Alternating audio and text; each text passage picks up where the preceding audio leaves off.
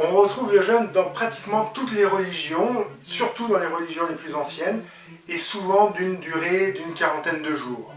Le jeûne était déjà pratiqué dans l'Antiquité. On prête à Pythagore, vous vous souvenez, le carré de l'hypoténuse, l'invention de ce qu'on appelle aujourd'hui le végétarisme, de ne pas manger de viande de chair animale.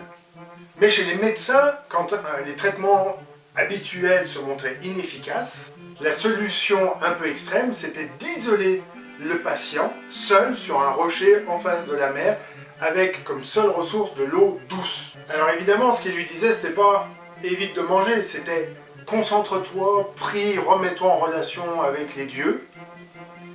Mais concrètement, ce qu'il faisait, c'était un jeûne. Dans le judaïsme, Yom Kippour, Tisha B'Av et d'autres jeûnes qui sont associés au deuil. Dans le christianisme, le jeûne est plutôt associé à la pénitence, et notamment, on va faire pénitence avant sa communion solennelle. Mais il y a aussi le jeûne du carême, 40 jours, avec au milieu la mi-carême, le mardi gras, ce qu'on connaît aujourd'hui sous le nom de carnaval. Où en gros, on peut baffer à peu près tout ce qu'on veut pendant une journée. On retrouve ce principe du carême dans l'islam avec le ramadan, qui dure aussi une quarantaine de jours. Et il y en a d'autres pour d'autres occasions, mais qui ne sont pas obligatoires, qui sont souhaitables ou conseillées.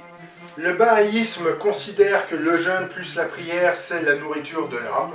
Et c'est 19 jours en mars pour préparer le nouvel an, qui correspond à l'arrivée du printemps. Bouddha a médité 6 ans pour atteindre l'illumination. C'est un jeûne très très long. Et on retrouve ce principe chez les moines qui vont se nourrir d'un seul repas fait d'un seul plat avant que le soleil soit à son zénith, donc avant midi. Dans la religion hindoue, on va croiser plusieurs formes différentes. Ça peut être pour certains 1 ou plusieurs jours par semaine, 1 ou plusieurs jours par mois.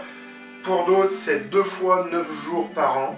Les monistes, ce ne sont pas vraiment des religieux parce qu'ils ne reconnaissent pas de Dieu ou de divinité, mais pour moi ça rentre à peu près dans la même catégorie que les religions, c'est une façon de penser le monde. Pratiquent un jeûne modéré de 2 à 3 semaines afin d'améliorer la conscience du corps. La plupart des peuples d'Amérique du Nord, ce qu'on appelle les Indiens, recherchaient la vision ou l'animal totémique par des rites initiatiques qui incluaient des jeûnes, etc.